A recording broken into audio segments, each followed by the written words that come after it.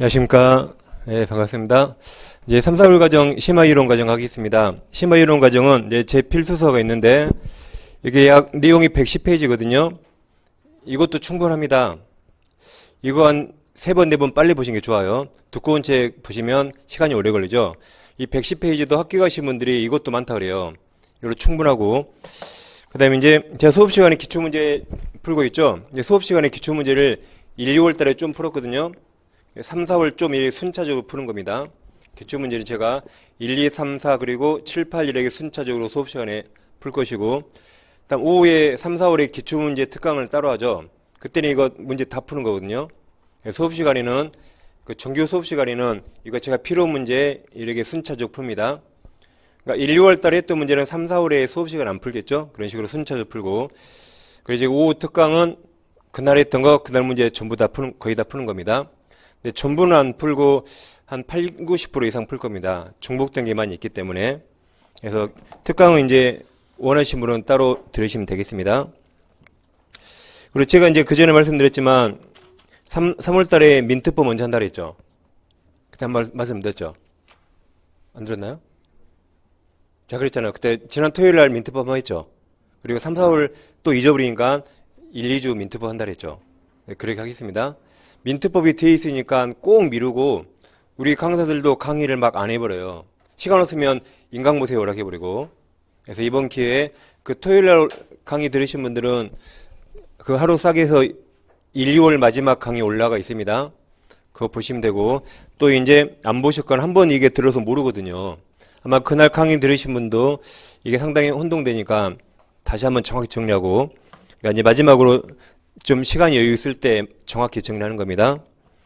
그래서 이제 필수서 보시면 필수서 104페이지 보세요. 이제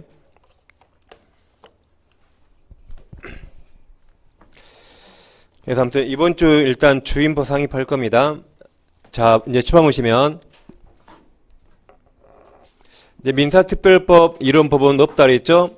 이게 민법에 대한 특별법으로서 우리나라의 민법에 대한 특별법이 수백 가지인데 우리 시험에 나온 거 5개, 그 5개를 민사특별법, 더 줄이면 민특법이라 합니다.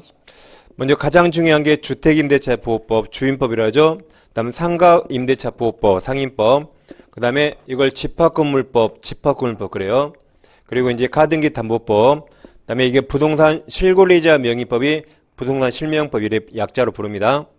이게 이제 여기서 보통 6문제 나오는데 우리가 여기서 절반 맞히면 합격이 가는데 큰 지장 없습니다. 6문제 중에 4문제 맞히면 아주 좋고 6문제 다는 아마 맞히기 힘듭니다. 이 세세한 판례가 엄청 많거든요. 특히 지난 35회 때 지금까지 시험에 안 나왔던 판례들이 많이 나왔죠. 그래서 여기는 아무튼 3, 4개 맞히면 합격이 가는데 전혀 지장 없습니다. 그러니까 너무 기피할 필요도 없어요. 그냥 절반 맞힐 정도 하시면 됩니다. 이 5개가 있는데 이게 이제 2차 중개실무에도 4가지가 겹치죠. 중개실무에 이 4가지가 나오죠. 4가지가. 그래서 근데 중개실무든 민법이든 제일 뒤에 있으니까 선생님들이 등한시하거든요. 대강 막 해버리고 날림공사. 그래서 저는 처음에 딱 정확히 이렇게 하는 겁니다. 그래서 지난 토요일에도 했고 또 정확히 이렇게 하겠습니다. 이제 저도 다음부터는 이제 문제풀이 위주로 빨리빨리 할 거예요 이제. 그래서 오늘은 이 2가지 법 다시 정확히 하겠습니다. 근데 제가 토요일 날은 공개 특강이기 때문에 뭐 부동산 사기 같은 것도 막 해드렸죠. 근데 오늘은 수업 시간이라서 시험에 나올 것만 하는 겁니다. 자, 그럼 일단 전세권과 전세 같은 말입니까? 다른 말입니까?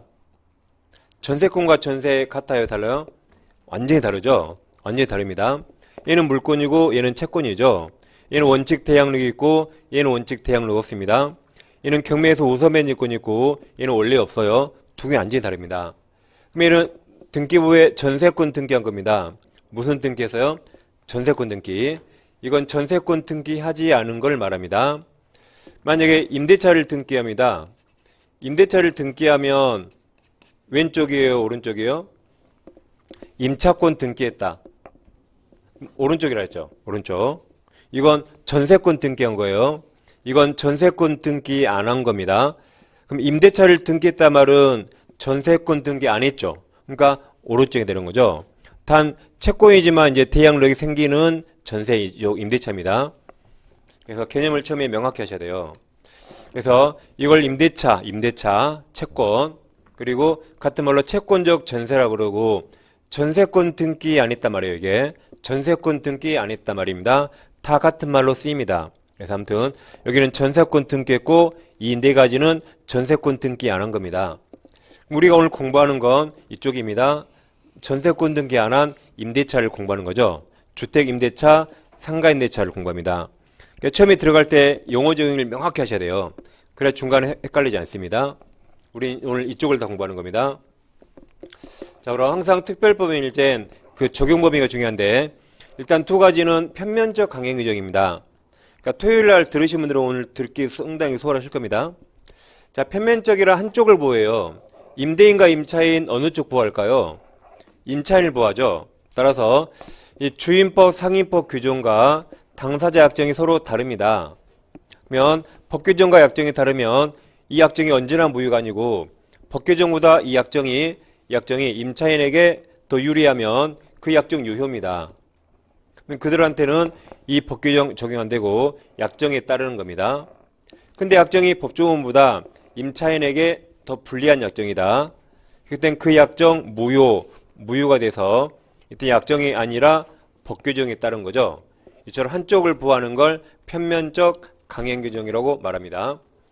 그럼 자, 예를 들어서 우리가 좀 이따 상임법 하는데 상임법에서 차임 월세 3달 연체하면 나가라고 쫓아낼 수 있다 이 규정이 있어요. 근데 당사자가 자기들끼리는 월세 5달 밀리면 해지하자고 약정이 있다 보세요. 그럼 약정은 법 규정과 비교했을 때 이건 임차인에게 유리합니까? 더 불리합니까? 유리하죠. 그럼 약정 유효가 돼요. 파란색 유효. 근데 만약에 우리는 상간대 이익이 연체하면 해지하자고 약정하면 이 약정은 법 규정보다 임차인에게 더 불리하네요. 그 약정 무효가 되고 약정이 아니라 법 규정 이력에 따른 겁니다. 그러니까 이런 걸 모르면 여러분 주택임대차, 상가임대차 할 때 특약을 못 씁니다. 주임법, 상임법 다르게 약정이 됩니다. 단 임차인에 유리하게 그 약정 다 유효. 근데 임차인에게 불리한 약정은 다 무효입니다. 이런 걸 정확히 알고 하셔야 여러분 내년부터 특약할 때 자신 있게 특약을 쓰는 거죠. 안 그러면 특약 쓸 때 항상 이게 이래 해도 되나? 누구한테 물어도 모르고 그러게 됩니다. 이걸 정확히 하셔야 돼요.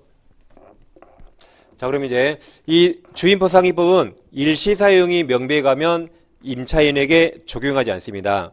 무시해서가 아니라 2, 3일 빌린 사람 보호할 필요 없죠? 이때는 적용되지 않습니다. 자, 공통점이에요.